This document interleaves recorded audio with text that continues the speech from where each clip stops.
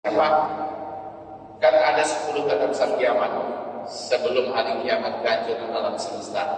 Kita orang Islam umat Nabi hanya diizinkan menyaksikan tanda kiamat misalnya sampai 7 saja. 1, 2, 3, 4, 5, 6 dan 7. Setelah itu kata Rasul, tanda besar kiamat yang ke-8, 9, 10 kita sudah tidak ada. Orang Islam tidak akan pernah menyaksikannya. Tanda besar kiamat yang ke-7 yaitu angin kematian menembus dari negeri Yaman. Angin ini lembut, sejuk, berbau wangi kasturi, dengan cepat membungkus bumi. Siapapun umat Nabi, orang Islam yang ada iman di dadanya, walaupun dadanya di iman di dadanya itu hanya secuil kuku, dia tetap akan didatangi oleh angin kematian ini. Ketika dia tersentuh oleh angin tersebut, terhirup olehnya angin tersebut, di tempat itu dan saat itu juga dia